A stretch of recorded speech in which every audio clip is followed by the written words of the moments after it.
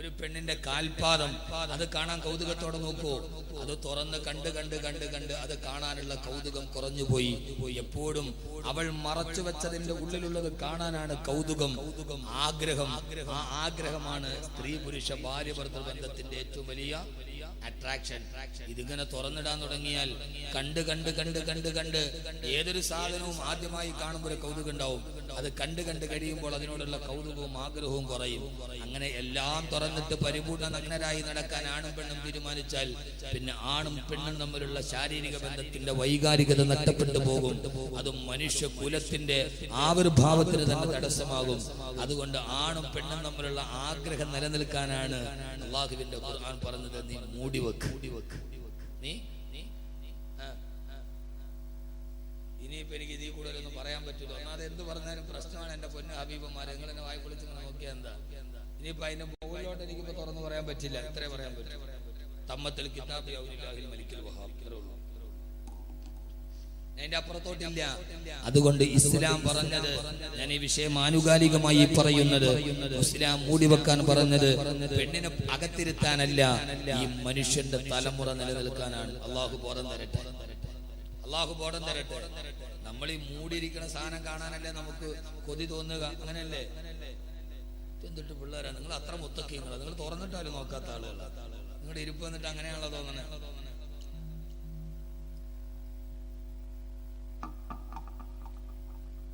ആഗ്രഹമുണ്ടാവുകയില്ല ആണും പെണ്ണും തമ്മിൽ. അതുകൊണ്ടാണ് യൂറോപ്പിൽ വ്യഭിചാരം കൂടിയത്. അതുകൊണ്ടാണ് അവിടെ വ്യഭിചാരം നിയമവിധേയമാണ്. അവിടെ അടച്ചു വെച്ചത് വളരെ കുറവാണ്, മൂടി വെച്ചത് വളരെ കുറവാണ്. അതുകൊണ്ടാണ് ആ ഭാഗങ്ങളിൽ അങ്ങനെയായ ലൈംഗിക അരാജകത്വം നടന്നു പോകുന്നത്. അതുകൊണ്ടാണ് ആദരവായ പ്രവാചകൻ നബി മുഹമ്മദ് മുസ്തഫ ഈ അവസ്ഥയെ അംഗീകരിച്ചുകൊണ്ടാണ് അല്ലാഹുവിന്റെ പ്രവാചകൻ നബി മുഹമ്മദ് മുസ്തഫ സല്ലല്ലാഹു അലൈഹി വസല്ലം പറഞ്ഞത്, ലോകാവസാനം അടുത്തു വരുമ്പോ ലോകാവസാനത്തിന്റെ അടയാളങ്ങളെ പ്രവചിക്കവേ അല്ലാഹുവിന്റെ റസൂല് പറയാണ്, ലോകാവസാനം അടുത്തു വരുമ്പോ ഒരു പെണ്ണ് അവരുടെ ആഗ്രഹ പൂർത്തീകരണത്തിന് വേണ്ടി ഒരു പുരുഷന്റെ അടുക്കൽ പോകും. ആ പുരുഷൻ അവളുമായി ലൈംഗിക ബന്ധത്തിൽ ഏർപ്പെടാൻ വിസമ്മതിക്കുമ്പോ ആ പെണ്ണുങ്ങൾ പുരുഷനെ ബലാത്കാരമായി കീഴ്പ്പെടുത്താൻ ശ്രമിക്കും. അങ്ങനെ ആ പെണ്ണിൽ നിന്ന് രക്ഷപ്പെടാൻ പുരുഷൻ പൊതുനിരത്തിലൂടെ ഓടി രക്ഷപ്പെടും അത്രേ. ഓടുമ്പോ ആ പുരുഷന്റെ പുറകെ ഈ പെണ്ണ് ആ പുരുഷനെ പിന്തുടരും. അവസാനം പെണ്ണിന്റെ ആഗ്രഹം പൂർത്തീകരിക്കുന്ന അവസ്ഥയിൽ നിന്ന് രക്ഷപ്പെടാൻ ആ പുരുഷൻ ഓടിച്ചെന്ന് മരത്തിന്റെ മുകളിൽ കയറി നിൽക്കും. ഹബീബായ നബി സല്ലല്ലാഹു അലൈഹി വസല്ലം പറയുകയാണ്, ആ മരത്തിന്റെ മുകളിൽ ഇരിക്കുന്ന പുരുഷന് ഒരു വർഷം കഴിഞ്ഞാണ് താഴോട്ടിറങ്ങി വരുന്നതെങ്കിലും ആ പുരുഷനുമായി ലൈംഗിക ബന്ധത്തിൽ ഏർപ്പെടാൻ ആ പെണ്ണ് ഒരു വർഷം വരെ മരത്തിന്റെ ചുവട്ടിൽ കാത്തു നിൽക്കുന്ന ലൈംഗിക ആരാധകത്വത്തിന്റെ ഒരു കാലം വരുമെന്ന് ലോകത്തിന്റെ മുത്തേ, ആദർശത്തിന്റെ സത്തേ, ആമിനയുടെ പൂനിലാവേ നബി മുഹമ്മദ് മുസ്തഫ സല്ലല്ലാഹു അലൈഹി വസല്ലമ അടച്ചു വെച്ചതെല്ലാം പെണ്ണെന്ന് പുറത്ത് കാണിക്കുകയും കണ്ട് കണ്ട് പുരുഷന് പെണ്ണിനോടുള്ള ആസക്തി ഇല്ലാതാവുകയും എല്ലാം കണ്ട് കണ്ട് കണ്ട് കണ്ട് കണ്ട് കണ്ട് മനസ്സ് മരവിച്ചു പോയ പുരുഷന് പെണ്ണിനോട് ശാരീരിക ബന്ധത്തിന് താല്പര്യമില്ലാത്തൊരു കാലം വരുമ്പോ പെണ്ണ് പുരുഷനെ ഓടിക്കുമെന്ന് നബി മുഹമ്മദ് മുസ്തഫ സല്ലല്ലാഹു അലൈഹി വസല്ലമ. അതാണ് ലോകാവസാനത്തിന്റെ അവസ്ഥ. ഇങ്ങനെയാണ് പോകുന്നതെങ്കിൽ എല്ലാം തുറന്നു കാണിക്കാനുള്ള സമരമാണ് നടക്കുന്നതെങ്കിൽ മാറും മറക്കാൻ വേണ്ടി സമരം നടത്ത കേരളത്തിന്റെ പാരമ്പര്യത്തിൽ നിന്ന് മാറി തുറന്നു കാണിക്കാനുള്ള സമരമുഖത്തിലേക്ക് കടന്നു വരുമ്പോ എന്റെ പ്രിയപ്പെട്ട സഹോദരങ്ങളെ, സഹോദരിമാരെ, അല്ലാഹുവിന്റെ ഖുർആൻ പറയുകയാ, ലോകാവസാനം വരെ ആൺ പെൺ ബന്ധം സുദൃഢമായി നിലനിൽക്കാൻ പുരുഷന് പെണ്ണിനോട് താല്പര്യം തോന്നാൻ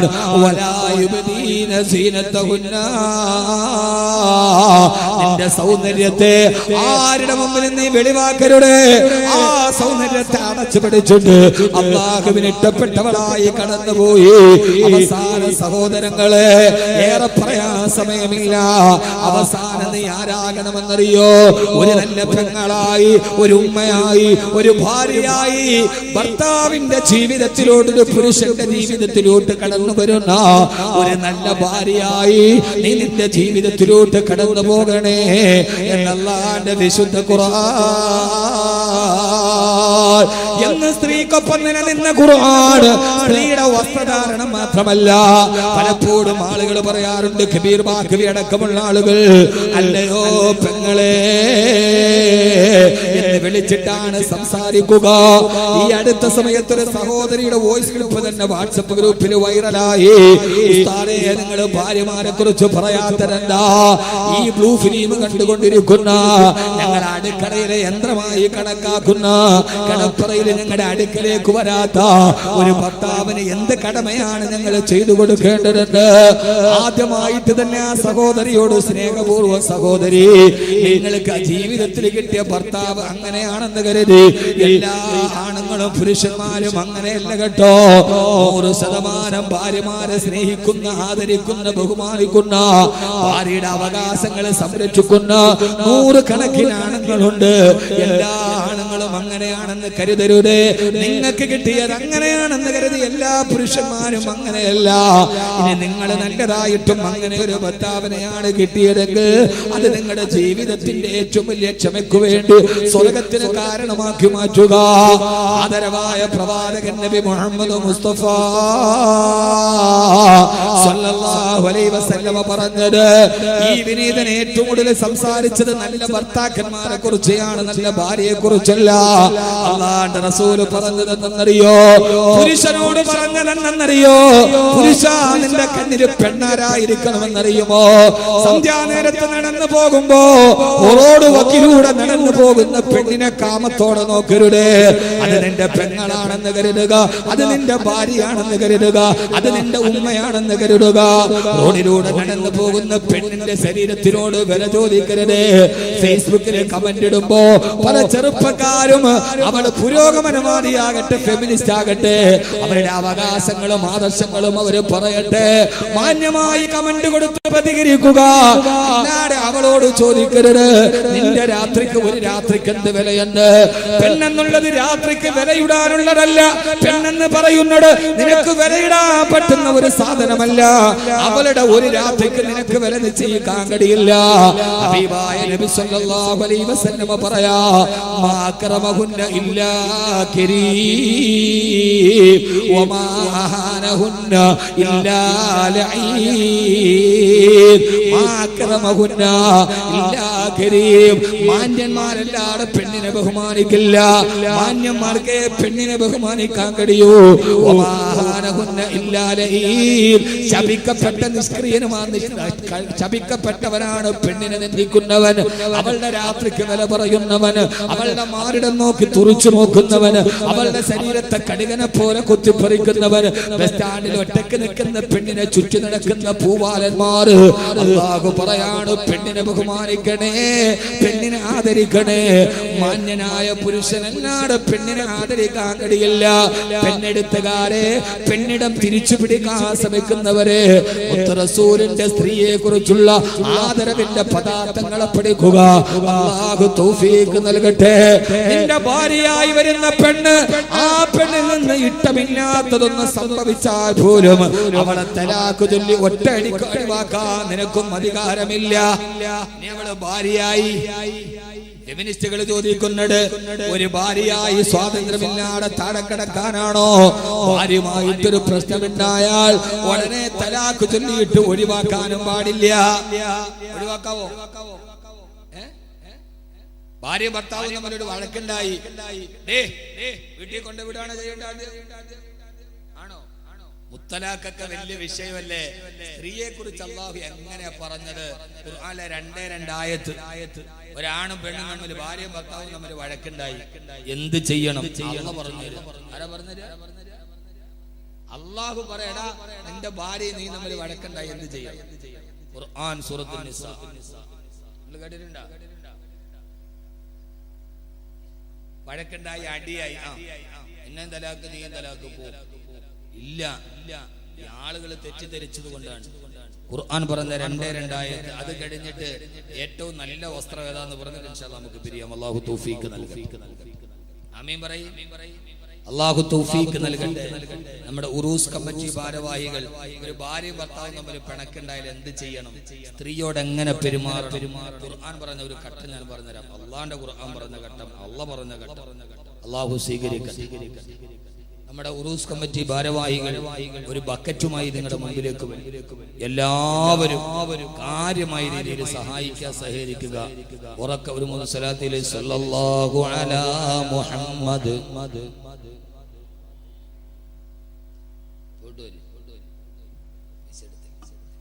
സല്ലല്ലാഹു അലാ മുഹമ്മദ്,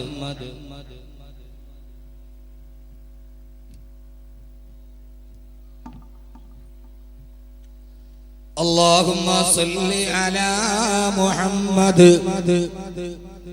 يا رب صل عليه وسلم. അല്ലാഹുവേ നീ സ്വീകരിക്കണേ അല്ലാഹ്. ഈ സദഖ ചെയ്യുന്ന സഹോദരങ്ങളുടെ ഹലാലായ മുറാദുകൾ ഹാസിലാക്കണേ തമ്പുരാനെ. ഐശ്വര്യം പ്രദാനം ചെയ്യണേ അല്ലാഹുവേ. നന്മ നൽകി അനുഗ്രഹിക്കണേ അല്ലാഹ്. അവരുടെ ജീവിതത്തിലെ എല്ലാ പ്രയാസങ്ങളും ബുദ്ധിമുട്ടുകളും മാറ്റി തരണേ അല്ലാഹ്. അല്ലാഹുവിന്റെ പ്രവാചകൻ നബി മുഹമ്മദ് മുസ്തഫ സല്ലല്ലാഹു അലൈഹി വസല്ലമ സ്വന്തം ജീവിതം കൊണ്ട് ഖുർആൻ വരച്ചു കാണിച്ച മുത്തു മുസ്തഫ സല്ലല്ലാഹു അലൈഹി വസല്ലമ ഈ ബേക്കൽ മക്ക പരിസരത്തിന്റെ ശബ്ദം കേൾക്കാനെത്തിയ പ്രിയപ്പെട്ട സഹോദരങ്ങളോട് സഹോദരിമാരോട് ഓർമ്മിപ്പിക്കുകയാ. അല്ലാഹുവിന്റെ ഖുർആൻ സ്ത്രീയെ കുറിച്ച് പറഞ്ഞത് ഏതെന്നറിയുമോ?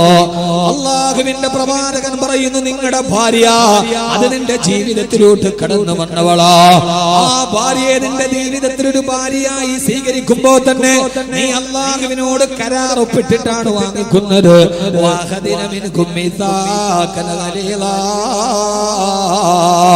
നിക്കാഹിനെ കുറിച്ച് ഖുർആൻ പറഞ്ഞത് അത് ജീവിതത്തിലെ ഏറ്റവും പരിട്ടമായ ഉടമ്പടിയാ.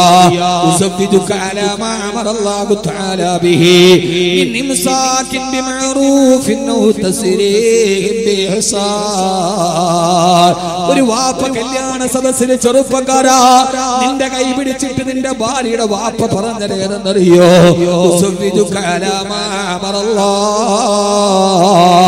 എന്റെ അല്ലാഹു കൽപ്പിച്ചത് കൊണ്ട്, എന്റെ പടച്ചറപ്പനോട് ചെയ്യാൻ പറഞ്ഞത് കൊണ്ട് എന്റെ പൊന്നുമോളെ നിനക്ക് ഞാൻ കല്യാണം കഴിച്ചു തരിക.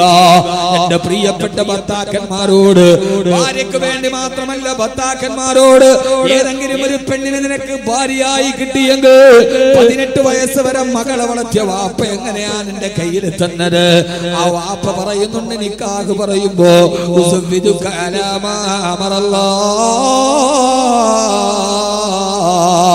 എന്റെ അല്ലാഹു എന്നോട് പറഞ്ഞത് കൊണ്ടാണ് കേട്ടോ. 18 വയസ്സുള്ള എന്റെ പൊന്നുമോളെ നിനക്ക് കല്യാണം കഴിപ്പിച്ചു തരുന്നത്. അവൾക്കിനി ഭക്ഷണം കൊടുക്കാൻ എന്റെ വീട്ടിലില്ലാത്തത് കൊണ്ടല്ല, എനിക്ക് അവൾ അധിക ഭാരമായത് കൊണ്ടല്ല, എന്റെ വീട്ടിൽ നിന്ന് അവൾ പൊര നിറഞ്ഞ് കിടക്കുന്നത് കൊണ്ടല്ല, ഒരു പരിചയവുമില്ലാത്ത നിന്റെ കൈവെള്ളയിൽ എന്റെ മോളെ ഞാൻ, എന്റെ പൊന്നുമോള്, എന്റെ കരളിന്റെ കശനമായ പൊന്നുമോളെ ഞാൻ ഏൽപ്പിച്ചു തരുന്നത്. എന്റെ റബ്ബനോട് പറഞ്ഞത് കൊണ്ടാ, ഇതെന്റെ റസൂലുള്ളാഹിയുടെ സുന്നത്തായത് കൊണ്ടാ, ഇത് ഹബീബായ നബി മുഹമ്മദ് മുസ്തഫ സല്ലല്ലാഹു അലൈഹി വസല്ലമയുടെ സുന്നത്താണല്ലോ. നിക്കാഹു മിൻ സുന്നത്തി, നിക്കാഹിന്റെ ചര്യയിൽപ്പെട്ടടാ. അല്ലാഹുവിന്റെ പൊരുത്തം കിട്ടാൻ, എന്റെ ഹബീബായ മുത്തു മുസ്തഫാന്റെ സുന്നത്തിന്റെ പ്രതിഫലം കിട്ടാൻ എന്റെ പൊന്നുമോളെ നിന്റെ കയ്യിൽ ഞാൻ തരികയാ. ബിഇംസാകിൻ ബിമഅറൂഫിൻ ഔ തസ്രീഹിൻ ബിഇഹ്സാൻ. എന്റെ എന്റെ മോളുടെ ഭാഗത്ത് നിന്ന് നിനക്ക് ഇഷ്ടപ്പെടാത്ത എന്തെങ്കിലും സ്വഭാവമുണ്ടെങ്കിൽ ഇതേപോലെ എന്റെ മകളെ എനിക്ക് ഇങ്ങ് തിരിച്ചേൽപ്പിച്ചേക്കണം. എന്റെ മകളെ അടിക്കരുത്, എന്റെ മകളെ അപവാദം പറയരുത്. അവള് നിന്റെ പെങ്ങൾക്ക് നിന്റെ ഉമ്മാക്കും കൊത്തി കളിക്കാനുള്ളതല്ല, അമ്മായിയമ്മ പോര് തീർക്കാനുള്ളതല്ല, നാത്തൂമ്പോര് എടുക്കാനുള്ളതല്ല. ഭർത്താക്കന്മാരെ ഞാൻ നിങ്ങളും അടക്കമുള്ള ആളുകൾ നിക്കാഹിന്റെ വേദിയിൽ 100 കണക്കിന് ആളുകളെ സാക്ഷി നിർത്തിയിട്ട് വാപ്പ പറയുന്നുണ്ട് എന്റെ മകളുടെ സ്വഭാവം ഇഷ്ടപ്പെട്ടില്ലെങ്കിൽ ക്ഷമിച്ചേക്കണേ, ക്ഷമിക്കാൻ പറ്റില്ലെങ്കിൽ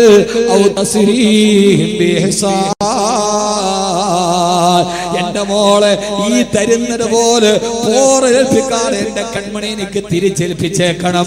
ഈ നിബന്ധന പറയുമ്പോ അപ്പോഴാണോ നീ പറഞ്ഞത് കബിൽതു, ഞാൻ ഈ എഗ്രിമെന്റ് സ്വീകരിച്ചു, ഞാൻ ഈ കരാറിൽ ഒപ്പിടുകയാ. നിങ്ങളുടെ മകളെ ഞാൻ വേദനിപ്പിക്കില്ല, അവളെ ഞാൻ കണ്ണുനീര് കുടിപ്പിക്കില്ല, അവളെ ഞാൻ അടിക്കില്ല, അവളുടെ സ്വാതന്ത്ര്യത്തെ ഞാൻ ഹരിക്കില്ല. ഇതാണ് ഫെമിനിസ്റ്റുകളെ. ഞാൻ പറയുന്നു ലോക ചരിത്രത്തിലേറെക്കെ മതങ്ങളുണ്ട്. കല്യാണം നടക്കുന്ന സമയത്ത് പെണ്ണിന്റെ മാനത്തിന് കരാറൊപ്പിട്ടിട്ട് ഈ മാനം സംരക്ഷിക്കണമെന്ന് കരാറൊപ്പിടാൻ പറഞ്ഞ ഒരു മതമേതെങ്കിലും ഉണ്ടെങ്കിൽ പറയുമോ? ഫെമിനിസ്റ്റുകളോട്, ഇസ്ലാം അടക്കി വെച്ചെന്ന് പറഞ്ഞവളോട്, പുരോഗമനവാദികളോട്, ഇസ്ലാമിലെ പെണ്ണിന് മാനമില്ലെന്ന് പറഞ്ഞവളോട്, കല്യാണം കഴിക്കാൻ ഒരു പുരുഷൻ വരുമ്പോ 100 കണക്കിന് ആളുകളെ സാക്ഷി നിർത്തിയിട്ട് 2 സാക്ഷിമാരെ എഴുതി ഒപ്പിടിപ്പിച്ചിട്ട് ഈ പെണ്ണിനൊരു പോറൽ പോലും ഏൽപ്പിക്കരുതെന്ന് പറഞ്ഞ് അത് ഉറപ്പിച്ച് സമ്മതിപ്പിച്ച് പെണ്ണിനെ കല്യാണം കഴിച്ചു വിടുന്ന ഒരു മാനിഫെസ്റ്റോ ഉണ്ടെങ്കിൽ അത് അല്ലാഹുവിന്റെ വിശുദ്ധ ഇസ്ലാമാണ്. അവിടെ ഇന്നലെ പെണ്ണിനാണ്, ആണിനല്ല. നിന്റെ വീട്ടിലേക്ക് നിന്റെ പെണ്ണ് വരികയാണ്, അവളെ അപമാനിക്കരുത്, അവളുടെ മാനം കെടുത്തരുത്. പെണ്ണെടുത്തുകാരോട്, ഫെമിനിസ്റ്റ് വാദികളോട്, പുരോഗമനവാദികളോട് സന്തോഷത്തോടെ വരൂ, നമുക്ക് സംവദിക്കാം, ഇസ്ലാമിന്റെ പെണ്ണിന്റെ നിലയെ കുറിച്ച് പറയാം. അങ്ങനെ കൈപിടിച്ചിട്ടാണ് നിന്റെ പെണ്ണിനെ നീ കൊണ്ടുപോയത്. അങ്ങനെ എങ്ങാനും നിങ്ങൾ ജീവിതം ആരംഭിച്ചിട്ട് ഭാര്യ ഭർത്താക്കന്മാരുടെ ഇടയിൽ പിണക്കമായി, ഭാര്യ ഭർത്താക്കന്മാരുടെ ഇടയിൽ പിണക്കമായി, എഗ്രിമെന്റ് ഡിമാൻഡും ഒക്കെ പറഞ്ഞ് ഓളെ കെട്ടിക്കൊണ്ട് വീട്ടിൽ പോയി. അവള് നന്നായിട്ട് മുഖമൊക്കെ കഴുകിയപ്പോ ആ മുഖത്ത് വെച്ചിരുന്ന പൗഡറും പുട്ടിയൊക്കെ അങ്ങോട്ട് പോയി കഴിഞ്ഞപ്പോ കല്യാണത്തിന് കണ്ട അത്ര ഗ്ലാമർ ഇല്ല. അപ്പൊ തുടങ്ങുന്ന പ്രശ്നമാണ്. അങ്ങനെ ഭാര്യയും ഭർത്താവും തമ്മിൽ കുറച്ച് കഴിഞ്ഞപ്പോ വഴക്കായി. നിങ്ങൾ വഴക്കൂടൂല ഭാര്യമാരോട്? കല്യാണം കഴിയുമ്പോ എന്താ പടച്ചോരെ വർത്താനം. ചില പ്രൈവറ്റ് ബസ്സിലൊക്കെ കയറിയാല് ഫ്രണ്ടിലെ സീറ്റിൽ ഒരാണും പെണ്ണും കൂടെ ഇരിക്കണോ, ഇങ്ങനെ ഇരുന്നിട്ട് അപ്പുറത്തോട്ട് ഇപ്പുറത്തോട്ട് കെട്ടിപ്പിടിച്ചിരുന്ന് വർത്താനാണ്. അപ്പഴേ മനസ്സിലാക്കണം കല്യാണം കഴിഞ്ഞിട്ട് 1 മാസമായിട്ടുണ്ട്. കുറെ നാള് കഴിഞ്ഞിട്ട് ഈ ഭാര്യയും ഭർത്താവും കൂടെ എന്ത് ചെയ്യും? ഇങ്ങനെ കേറിയിട്ട് ഭർത്താവ് പുരുഷന്മാരുടെ സീറ്റിലിരിക്കും, ഭാര്യ സ്ത്രീകളുടെ സീറ്റിലിരിക്കും. ഇനി അവിടെ പോയിരുന്നു സ്ത്രീകളുടെ സീറ്റിൽ പുരുഷന്മാർ ഇരുന്നൂടാ, നിയമലംഘനമാണ്. അപ്പഴേ മനസ്സിലാക്കിയാണ് 3 മാസമായി. ഒരു 6 മാസമാകുമ്പോ ബസ് വരുമ്പോ ഭർത്താവ് ഫ്രണ്ടിലും ഭാര്യ ഫ്രണ്ടിലും കേടും, ഭർത്താവ് ബാക്കിലും കയറും. അപ്പൊ 6 മാസം. 1 വർഷം ആകുമ്പോ ഭർത്താവ് പറയും നീ ഫസ്റ്റ് ബസ്സിന് പോയിക്കോ, ഞാൻ ലാസ്റ്റ് ബസ്സിന് പുറകെ വന്നേ. അപ്പൊ മനസ്സിലാക്കിക്കോണം എത്രയായി? 1 വർഷമായി. ഭാര്യ ഭർത്താവ് ആകുമ്പോ പിണങ്ങും.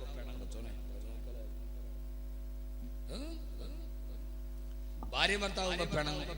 പ്രശസ്ത എഴുത്തുകാരനായ ഡോക്ടർ KM റോയി, അദ്ദേഹത്തിന് ലേഖനമുണ്ട്, ലോകത്തിലെ ഏറ്റവും വലിയ നുണ പറയുന്ന ആളാണ്, ലോകത്തിലെ ഏറ്റവും വലിയ കള്ളമേതാണ്.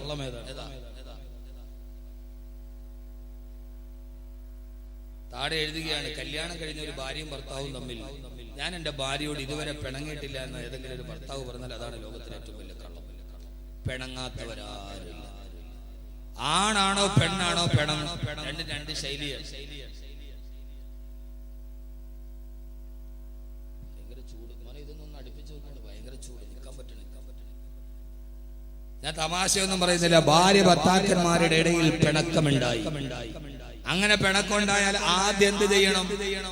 ഒന്ന് പറയും, ഇവിടെ ഇരിക്കുന്ന ആളുകൾ ആരെങ്കിലും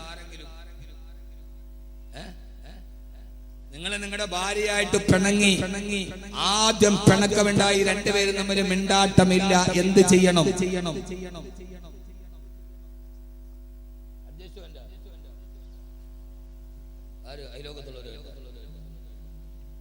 എന്ത് ചെയ്യണം സഹോദര? ഒന്ന് പറയും. നിങ്ങൾ നിങ്ങൾ പെണ്ണ് കിട്ടിയിട്ടില്ലേ ഇതുവരെ? മനുഷ്യന്മാർ അല്ലാഹുവിന്റെ ഖുർആൻ ഇതിനെ പഠിക്കുക. നിങ്ങൾ അല്ലാഹുവിന്റെ ഖുർആൻ പഠിക്കുക. അല്ലാഹു തൗഫീഖ് നൽകട്ടെ. ഇതാണ് നിങ്ങൾ ഈ ഫെമിനിസ്റ്റ്. അവർക്ക് അറിയില്ല മുത്തലാഖ് എന്ന് പറഞ്ഞാൽ മുസ്ലിം പെണ്ണും ഭർത്താവും തമ്മിൽ പിണങ്ങി ആ മുത്തലാഖ് നിന്നെ ഒഴിവാക്കിയിരിക്കുന്നു. ഇതാണ് അവർ കരുതിയല്ല. സൂറത്തുൻ നിസാ അല്ലാഹുവിന്റെ ഖുർആൻ പറയാണ് ഭാര്യ ഭർത്താക്കന്മാർ തമ്മിൽ പിണക്കമുണ്ടായാൽ വല്ലാത്തി തഖാഫൂന നുശൂസഹുന്ന ഫഇദൂഹുന്ന വഹ്ജുറൂഹുന്ന ഫിൽ മലാജിഇ വദ്രിബൂഹുന്ന ഫഇൻ തൈനകും ഫലാ തബ്ഗൂ അലൈഹിന്ന സബീലാ ഇന്നല്ലാഹ കാന അലിയൻ കബീറാ. എല്ലാ പുരോഗമനവാദികളും കേട്ടുകൊള്ളുക. ഭാര്യ ഭർത്താക്കന്മാരുടെ ഇടയിൽ പിണക്കമുണ്ടായി കഴിഞ്ഞാൽ ആദ്യം ചെയ്യേണ്ടത് തലാഖ് ചെല്ലലല്ല. ഒന്നാമത്തെ പടി ഫഇദൂഹുന്ന. നീ ആ പെണ്ണിനെ ഉപദേശിച്ചു കൊടുക്കണേ. കിടപ്പറയിലോട്ട് വരുമ്പോ അവളോട് പറയണം, എന്തിനാണ് മോളെ നമ്മൾ പിണങ്ങുന്നത്? നമ്മൾ പിണങ്ങിയാൽ നീ പിണങ്ങിയ സമയം തിരിച്ചു വരില്ലല്ലോ. അല്ലാഹു തന്ന ചെറിയൊരു ജീവിതമല്ലേ, എന്തിനാ പിണങ്ങി നമ്മൾ ഇങ്ങനെ വഴക്ക് കൂടുന്നത് എന്ന് പറഞ്ഞിട്ട് നിന്റെ ഭാര്യയോട് സ്നേഹത്തോടെ സന്തോഷത്തോടെ നിന്റെ ഭാര്യയോട് നീ ഉപദേശിച്ചു കൊടുക്കണം. ഒന്നാമത്തെ പടി പെണ്ണിനെ നീ ഉപദേശിച്ചു കൊടുക്കണേ. ചുരുക്കി പറയാം, ഉപദേശിച്ചിട്ടും അവളുടെ പിണക്കം മാറിയില്ലെങ്കിൽ രണ്ടാമത് ഭർത്താവ് ചെയ്യേണ്ടത് എന്തെന്നറിയോ? ഖുർആനാണ്.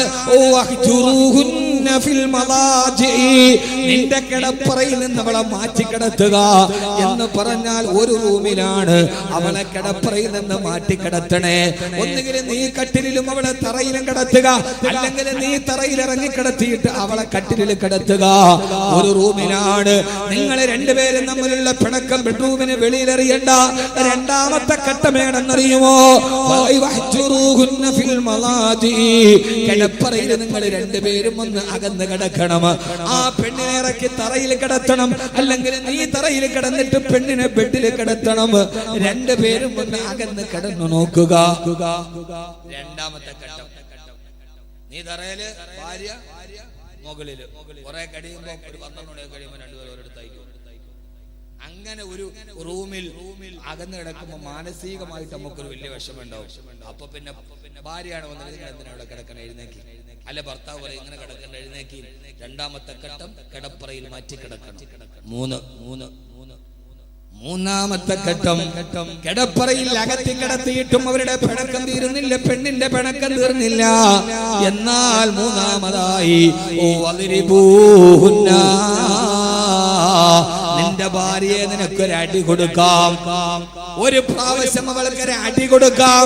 എങ്ങനെയാണ് അടിക്കേണ്ടത്? അവളുടെ ചെകിട്ടത്തല്ല, അവളുടെ കണ്ണിലല്ല, അവളുടെ മുതുകത്തല്ല. ഖുർആൻ വ്യാഖ്യാതാക്കൾ എഴുതി വെച്ചിട്ടുണ്ട്, തൊലി പൊട്ടാത്ത രീതിയിൽ ഒരു ചെറിയ വടിയെടുത്തിട്ട് ഒരൊറ്റ അടി നിനക്ക് അവളെ അടിക്കാം. പക്ഷെ തൊലി പൊട്ടരുത്. ഇത് വേദനിക്കാനുള്ള അടിയല്ല. അഭിമാനബോധമുള്ള ഒരു പെണ്ണിന്, കുടുംബത്തിൽ പിറന്ന പെണ്ണിന്, എന്റെ ഭർത്താവിന്റെ കയ്യിൽ നിന്ന് എനിക്കൊരു അടി കിട്ടിയല്ലോ എന്നവൾ മാനസിക വിഷമമുണ്ടായാൽ അവൾ അടുത്തു വരും. അതുകൊണ്ട് ആ പെണ്ണിനെ നീ അടിച്ചുകൊള്ളുക. പക്ഷേ തൊലി പൊട്ടരുത്, രക്തം വരരുത്, അവൾക്ക് വല്ലാതെ വേദന എടുക്കരുത്, കവിളത്തടിക്കരുത്, നെഞ്ചത്തടിക്കരുത്, മുതുകത്ത് നിന്റെ ഭാര്യ അടിക്കരുത്. അടിക്കാൻ അനുവാദമില്ലടാ ചെറുപ്പക്കാരാ. ഭാര്യ കൈകൊണ്ട് ഭാര്യ മർദ്ദിക്കുന്നവനേക്കാൾ വലിയ മ്ലേച്ഛനായ പുരുഷ ലോകത്തില്ല. ഈ നെഞ്ചിലിരിച്ചു നിൽക്കുന്ന ഭർത്താക്കന്മാരിൽ ആരെങ്കിലും നിങ്ങളുടെ കൈ നിങ്ങളുടെ പെണ്ണിന് നേരെ ഉയർന്നിട്ടുണ്ടെങ്കിൽ നിങ്ങളെക്കാൾ അതപ്പതിച്ച പുരുഷൻ ലോകത്ത് വേറെയില്ല. പെണ്ണിനെ അടിക്കാൻ അനുവാദമേ ഇല്ല. അങ്ങനെ ഒരു അനുവാദം തന്നാൽ തന്നെ തൊലി പൊട്ടാത്ത രീതിയിൽ അടിക്കാനേ അനുവാദമുള്ളൂ. ഹബീബായ റസൂലുള്ളാഹി സ്വല്ലല്ലാഹു അലൈഹി വസല്ലമ വലംറഅതൻ വലാ ജാരിയ, ഒരു ഭാര്യമാരെയോ വേലക്കാരി പെണ്ണുങ്ങളെ പോലും നിന്റെ ഹബീബായ നബി തങ്ങൾ ജീവിത കാലഘട്ടത്തിൽ അടിച്ചിട്ടില്ല. അതുകൊണ്ട് സ്ത്രീകളെ അടിക്കരുത്, സ്ത്രീയുടെ കണ്ണുനീര് വീടരുത്. സ്ത്രീയെ ഭാര്യ മർദ്ദിക്കുന്നവനേക്കാൾ വലിയ അതപ്പതിച്ചവൻ അവൻ ലോകത്ത് മറ്റാരുമില്ല. നിനക്കടിക്കണമെങ്കിൽ തന്നെ ഒറ്റ അടി അടിക്കാം. മൂന്നാമത്തെ ഘട്ടം, അടി കൊടുക്കാം. അതെന്തിന്? ഒരു പേടിയുള്ളൊരു പെണ്ണ് വല്ല ഭർത്താവ് അടിച്ചല്ലോ പടച്ചോനെ എന്ന് വിചാരിച്ച് അടുത്തേക്ക് വരും. അവിടെ ഖുർആൻ നിർത്തുകയാണ്. സാധാരണ ഒരടി കൊണ്ടാൽ അവൾ വഴിപ്പെടാറാണ് പതിവ്. അവൾ നിനക്ക് വഴിപ്പെട്ടടുത്തേക്ക് വന്നാൽ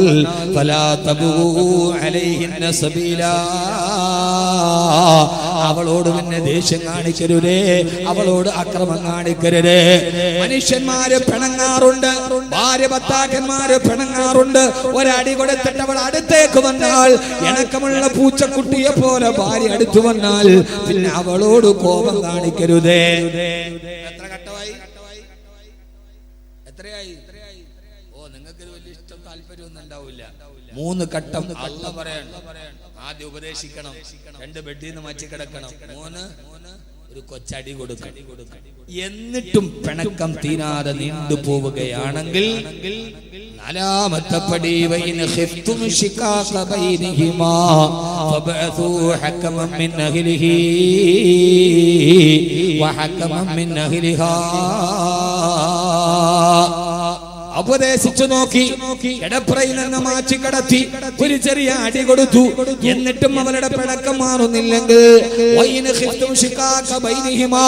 ഭാര്യ ഭർത്താക്കന്മാരുടെ ഇടയിൽ പിണക്കം നീണ്ടുപോയാൽ 4ാമത്തെ ഘട്ടം ഏതെന്നറിയോ?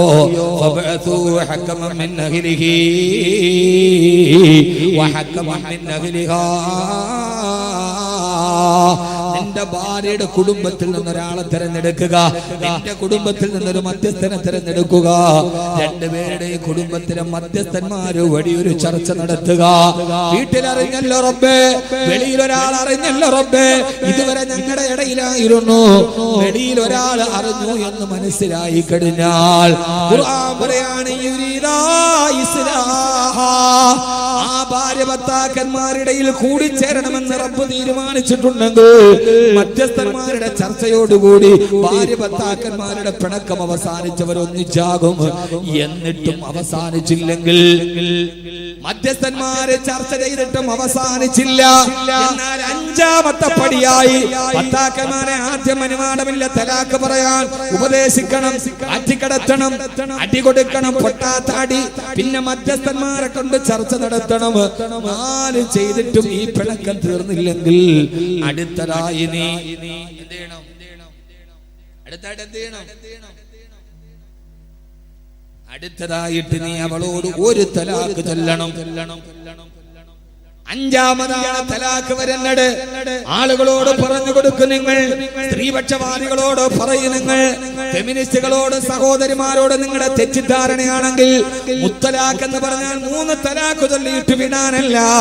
വിവാഹമോചനത്തിന് ഖുർആൻ പറയുന്ന മാനദണ്ഡം 5ാമത് നീ ഒരു തലാക്ക് ചൊല്ലണേ. തല്ലക്ക് തുക്കി, പിന്നെ ഞാൻ തലാക്ക് ചൊല്ലി.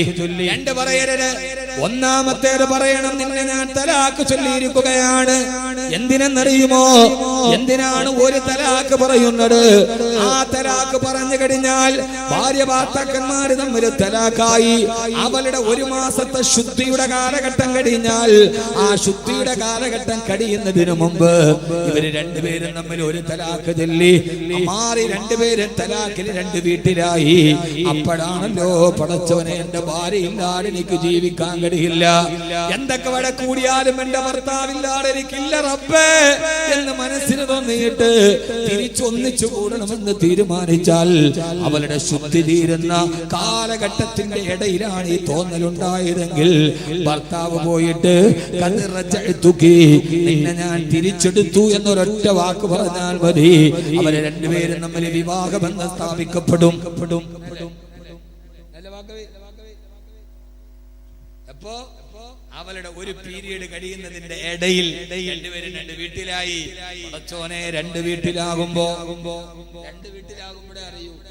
നമ്മളിപ്പോ ഭാര്യയോട് പറയും, പണ്ടാരം നീ നിന്റെ വീട്ടിൽ പോയി ഒരാഴ്ച നിൽക്കണേ, ഞാൻ ഇത്തിരി സ്വാതന്ത്ര്യത്തോടെ നടക്കട്ടെ. നിന്റെ വീട്ടിലും പോവില്ല. പക്ഷേ വീട്ടിലോട്ട് പോയി ഉച്ചക്ക് ചോറുണ്ണാൻ നേരത്ത് ആരും ഇല്ലാതെ ഇങ്ങനെ ഇരിക്കുമ്പോഴാ പടച്ചോനെ ഇത് കുറഞ്ഞല്ലോ അല്ലാഹു. ഒരു ദിവസം അതുങ്ങളില്ലാതെ നിങ്ങൾ ജീവിക്കൂല, ഉറപ്പാണ്. എന്ത് വടക്ക് വന്നാലും ഭാര്യ ഒരു ദിവസം വീട്ടിൽ പറഞ്ഞു വിട്ടു, ഒരു ദിവസം കഴിയുമ്പോ അവളില്ലാതെ ജീവിക്കാൻ പറ്റില്ല. അപ്പൊ ഈ പിണങ്ങിയിട്ട് ഒരു തലാഖ് ചൊല്ലിയാൽ ഇതിന്റെ ഇടയിൽ കൂടിച്ചേരണമെന്ന് ആഗ്രഹമുണ്ടെങ്കിൽ ഞാൻ തിരിച്ചെടുത്തു എന്ന് പറഞ്ഞാൽ മതി. ആ ഒരു ശുദ്ധിയുടെ കാലഘട്ടം കഴിഞ്ഞു, രണ്ടാമത്തെ പീരിയഡിലോട്ട് കഴിഞ്ഞു. എന്നിട്ടും ഇവരെ തമ്മിലുള്ള പിണക്കം തീർന്നില്ലെങ്കിൽ എന്നാലേ രണ്ടാമത്തെ തലാഖ് ചൊല്ലാവൂ. രണ്ടാമത്തെ തലാഖ് ചൊല്ലിയാൽ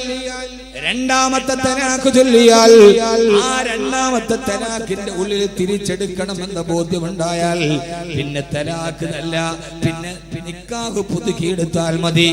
ഒന്നുകൂടി നിക്കാഹ് ചൊല്ലുക, എന്നിട്ട് ഭാര്യയെ തെരഞ്ഞെടുക്കുക. എന്നാലും മൂന്നാമത്തേത് പറയരുതേ, മൂന്നാമത്തേത് പറയാതെ കാത്തിരിക്കണം. ഒന്ന് പറഞ്ഞിട്ട് കാത്തിരിക്കണം, രണ്ട് പറഞ്ഞ് കാത്തിരിക്കണം. തിരിച്ചു വരുമോ എന്ന് 60 ദിവസത്തോളം കാത്തിരുന്ന് ഇനി ഒരിക്കലും ഒന്നിക്കില്ലെന്ന് ഉറപ്പ് വരുമ്പോഴേ മൂന്നാമത്തെ തലാഖ് വരൂ.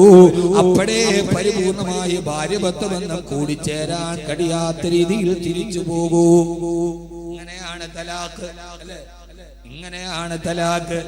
എന്റെ പെണ്ണെ, അവിടെ ഈ സംരക്ഷണം നിനക്കാണ്. ഒറ്റ വാക്കിൽ ഏതോ സിനിമക്കാരൻ പറഞ്ഞതുപോലെ കെട്ടി ഒടിഞ്ഞ് വീണ്ടും കെട്ടി നിന്റെ ആഗ്രഹം പൂർത്തീകരിക്കാനല്ല, നിന്റെ ഭാര്യയെ ഒഴിവാക്കണമെങ്കിൽ പോലും ഈ കടമ്പകൾ കഴിയണം എന്ന് ലോകത്തോട് പറഞ്ഞു കൊടുത്തു. അല്ലാഹുവിന്റെ ഖുർആനിൽ ആയത്തിറങ്ങി. ഖുർആനിൽ പെണ്ണിന്റെ അവകാശത്തെ കുറിച്ച് ആയത്തിറങ്ങി. ഫലാ തഅദുലൂഹുന്ന ലിതദ്ഹബൂ ബിബഅദി മാ ആതൈതുമൂഹുന്ന ഇല്ലാ അയതീന ബിഫാഹിശത്തിൻ മുബയ്യിന. നിങ്ങൾ പെണ്ണുങ്ങളോട് വഴക്ക് കൂടരുത്. സൂറത്തുൻ നിസാ എന്ന അധ്യായം ഇറങ്ങി. പെണ്ണിനോട് പിണങ്ങരുത്, അവളെ വരട്ടരുത്, അവളെ അപമാനിക്കരുത്. ഒരു പെണ്ണിനോട് നിങ്ങൾ വഴക്ക് കൂടുന്നുവെങ്കിൽ, ഭാര്യയെ നിങ്ങൾ വഴക്ക് കൂടുന്നെങ്കിൽ നിസ്സാര കാര്യത്തിന് വഴക്ക് കൂടരുതേ. ഇല്ലാ അയതീന ബിഫാഹിശത്തിൻ മുബയ്യിന. വ്യക്തമായ ഒരു വ്യഭിചാരം പോലെ വ്യക്തമായ തെറ്റ് കണ്ടാലല്ലാതെ ഊഹാപോഹങ്ങളുടെ പേരിൽ, സംശയത്തിന്റെ പേരിൽ, ചെറിയ ചെറിയ തെറ്റുകളുടെ പേരിൽ നിന്റെ ഭാര്യയോട് നീ പിണങ്ങരുതേ, അവളെ കട്ടപ്പെടുത്തരുതേ. ഖുർആൻ പറഞ്ഞ അവകാശത്തിന്റെ മുകളിലാണ് സ്ത്രീ ജീവിക്കുന്നത്. ഏറെ പറയാൻ സമയമില്ലല്ലോ സഹോദരങ്ങളെ, വിശാലമായൊരു വിഷയമാണിത് എന്ന് സ്ത്രീയെ കുറിച്ച് വാചാരമായി പറഞ്ഞ, ആ സ്ത്രീയുടെ വേഷവിധാനത്തെ കുറിച്ച് പറഞ്ഞ,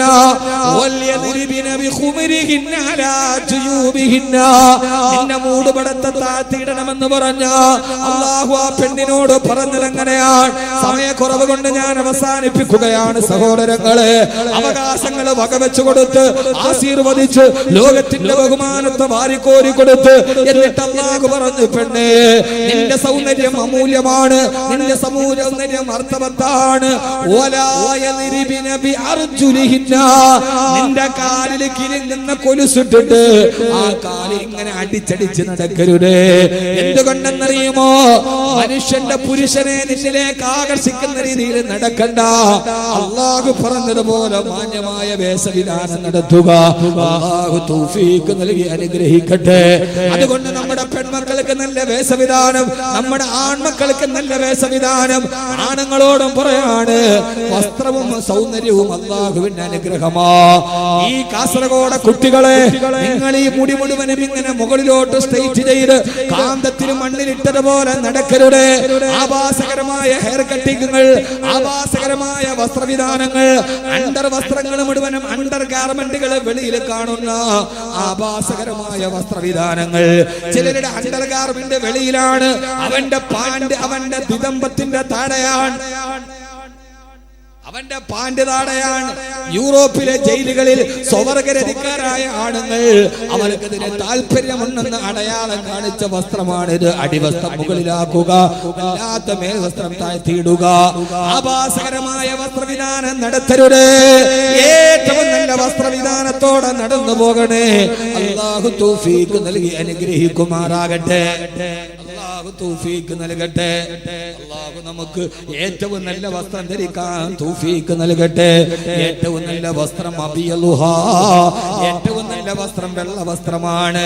കാസർഗോഡ് ചെറുപ്പക്കാരെ, ജുമയ്ക്ക് വരുമ്പോ ഈ ആവാസത്തിന്റെ വസ്ത്രം മാറ്റ്, ഈ ടീഷർട്ട് മാറ്റ്. ഏറ്റവും നല്ല വെള്ള വസ്ത്രം അണിഞ്ഞിട്ട് തൊപ്പിയും വെച്ച് ജുമയ്ക്ക് പള്ളിയിലേക്ക് വരിക. അല്ലാഹു തൗഫീഖ് നൽകട്ടെ. ആമീൻ പറയ്. അള്ളാഹു തൗഫീഖ് നൽകട്ടെ. വയസ്സന്മാരെ ഈ വെള്ള വസ്ത്രം ഉപേക്ഷിക്കാതിരിക്കുക. കാസർഗോഡ് ഫുള്ള് വെള്ളയാണ്, ചെരുപ്പും വെള്ളയാണ്, മുഖവും വെള്ളയാണ്. കാസർഗോഡുകാരുടെ സൗന്ദര്യം വല്ലാത്താണ്. മാഷാ അല്ലാഹ്, അള്ളാഹു നരകത്തിൽ തരട്ടെ. ഇവിടെ എങ്ങാനും ജനിച്ചാൽ മതിയായിരുന്നു. കാസർഗോഡ് ചെറുപ്പക്കാര് കന്തൂറിട്ട തനി അറബിയാണ്. നമ്മുടെ നാട്ടിലെ പിള്ളേരൊക്കെ കന്തൂറിട്ടൊക്കെ പൊന്നാനിന്ന് മുസ്ലിമായിട്ട് ഇപ്പൊ വന്നോളൂ. കാസർഗോഡ് ചുള്ളമാര് ദുബൈയിലൊക്കെ പോകും. നല്ല കാസർഗോഡ് അറബിയാണോ അനറബിയാണോ എന്ന് പറയാൻ പറ്റും. എനിക്ക് സുഹൃത്തുണ്ട് തസ്രീം, വളക്കോടുകാരനാണ്. അവൻ കന്തൂറിട്ട അറബികളെ പോലെയാണ്. അതാരോ ഫേസ്ബുക്കിലിട്ട് തെറ്റായി. അപ്പൊ ഖലീൽ ഉദവി എന്നെ വിളിച്ചിട്ട് നിങ്ങൾ എന്താ എന്നെ പറയാത്ത? ഖലീൽ ഉദവി മുഞ്ചന, നിങ്ങൾ തസ്ലീമിനെ മാത്രം പറഞ്ഞ എന്താപ്പ എന്നെ പറയാത്ത? തമാശ പറഞ്ഞ. അള്ളാഹു സൗന്ദര്യം നരകത്തിൽ തരട്ടെ. ുണ്ട് കൊച്ചുകുട്ടികളുണ്ട്. എല്ലാ നിസ്കാരത്തിനും നല്ല വസ്ത്രം ധരിച്ചു വരണം. മഴയ്ക്ക് വേണ്ടി നിസ്കരിക്കുമ്പോ താഴ്ന്ന വസ്ത്രം ധരിക്കണം. അല്ലാഹുവിന് കനിവുണ്ടാവാൻ പറഞ്ഞ വസ്ത്രം ധരിച്ചു മദീനയിലെ മുഴുവൻ ആളുകളും മദീനയിൽ വന്ന് മഴയ്ക്ക് വേണ്ടി മരുഭൂമിയിൽ നിസ്കരിച്ചു അത്രേ. പക്ഷേ മദീനയിലും മഴ പെയ്തില്ല. നിസ്കരിക്കാൻ പോയി. അവിടെ ഞാൻ സാധാരണ നിസ്കരിക്കുന്ന ഒരു സ്ഥലമുണ്ട്. രാത്രി ഞാൻ ഇശാ നിസ്കരിച്ചുകൊണ്ട് പള്ളിയിലിരിക്കും. അല്ലാഹുവിന്റെ അടുക്കലേക്ക് കൈകൾ ഉയർത്തി ദുആ ചെയ്യുകയാ. മഹാനവറുകളെ പറയുകയാണ്, ഞാൻ അടുത്ത് കിടന്ന് ഉറങ്ങുകയാണെന്നാണ് ഇയാൾ കരുതിയത്. ഞാൻ നോക്കിയപ്പോ ഒരു കറുകറുത്ത അടിമ, ഒരു പകുതി വസ്ത്രം ധരിച്ച അടിമ, അയാളുടെ മുകളിൽ കിടത്ത മുണ്ടെടുത്ത് മുസല്ലയിലോട്ട് ഇട്ടിട്ട് 2 റക്അത്ത് നിസ്കരിച്ചു. എന്നിട്ട് അല്ലാഹുവിനോട് ദുആ ചെയ്യുന്നു, അല്ലാഹുവേ, അല്ലാഹുവേ, യാ റബ്ബ്, യാ റബ്ബ്, യാ റബ്ബ്, യാ റബ്ബ്, ഓ അല്ലാഹുവേ, നിന്റെ ഹബീബായ നബി തങ്ങളുടെ കുടുംബക്കാർ മുഴുവനും ഇന്ന് നിന്നോട് വന്ന് ദുആ ചെയ്തുവല്ലോ. അവരും മഴയ്ക്ക് വേണ്ടി നിന്നോട് താണ് കേണ് ചോദിച്ചല്ലോ. നീ അവർക്ക് മഴ കൊടുത്തില്ലല്ലോ അല്ലാഹ്. നിന്റെ ഹബീബായ നബി തങ്ങളുടെ കുടുംബക്കാർ പോലും ചോദിച്ചിട്ട് നീ മഴ കൊടുത്തില്ലല്ലോ റബ്ബേ. അല്ലാഹുവേ, നിന്റെ പേരിൽ സത്യം ചെയ്തിട്ട് ഞാൻ പറയാണ്, അല്ലാഹുവേ, നീ അവർക്ക് ഇപ്പോ തന്നെ മഴ കൊടുക്കണേ അല്ലാഹ്. ഞാൻ നിന്നിൽ സത്യം ചെയ്ത് പറയുന്നു അല്ലാഹുവേ, നിന്നിൽ സത്യം ചെയ്ത് പറയുന്നു റബ്ബേ, ഇപ്പൊ തന്നെ നീ അവർക്ക് മഴ കൊടുക്കണം അല്ലാഹുവേ. മഹാനവറുകൾ പറയാണ്, ഞാൻ അടുത്തിരുന്ന് ചിരിച്ചു പോയി. ഞാൻ മനസ്സിൽ ചിന്തിച്ചു, മജ്നൂന്, ഭ്രാന്തൻ, ഈ മനുഷ്യൻ എന്താണ് പറയുന്നത്? ഇന്ന് പകൽ അല്ലാഹുവിന്റെ റസൂലിന്റെ കുടുംബക്കാരും ഹബീബായ നബി തങ്ങളുടെ കുടുംബത്തിൽപ്പെട്ട അഹ്ലു ബൈത്തും സഹാബത്തും താബീങ്ങളും അടക്കമുള്ള അല്ലാഹുവിനോട് ഏറ്റവും അടുത്തവര് കൈ കൊടഞ്ഞ് ദുആ ചെയ്തിട്ട് മഴ പെയ്തില്ല. ഈ വടകരത്തെ അടിമ രാത്രി വന്നിട്ട് പറയുന്നു, റബ്ബേ, ഞാൻ നിന്നോട് സത്യം ചെയ്ത് പറയാണ്, മദീനയിലും മഴ പെയ്യിപ്പിക്കണേ അല്ലാഹ്. ഇവനൊരു ഭ്രാന്തനാന്ന് ഞാൻ മനസ്സിൽ വിചാരിച്ചു തോന്നില്ല. ആകാശത്തും മദീനയുടെ ആകാശത്ത് ഇടിമുഴക്കത്തിന്റെ ശബ്ദം കേട്ടു.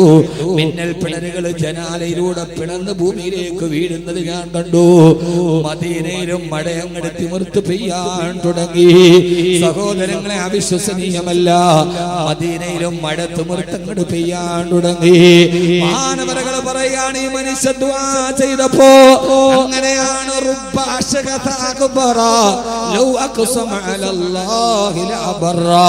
പൊട്ടിപ്പിടിച്ച് നടക്കുന്ന, ആര് കണ്ടാലും പരിഗണിക്കാത്ത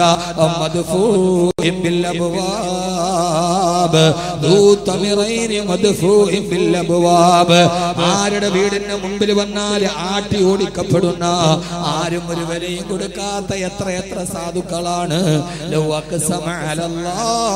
അവർ അല്ലാഹുവിനെ സത്യം ചെയ്തൊരു കാര്യം പറഞ്ഞാൽ അല്ലാഹു അത് സ്വീകരിക്കുക തന്നെ ചെയ്യും. ഈ കറുകറുത്തവന്റെ സത്യം കേട്ടപ്പോ ആകാശത്തും മഴ പെയ്തു അത്രേ. മാനവറുകൾ പറയാണ്, ഈ മഴ എങ്ങട് പെയ്യാൻ തുടങ്ങിയപ്പോ ഈ കാപ്പിര അടിമ ചോദിച്ച, അല്ലാഹുവേ, യാ മൻ അന, മൻ അന, ഞാൻ ആരാണ് റബ്ബേ, ഞാൻ ആരാണ് റബ്ബേ?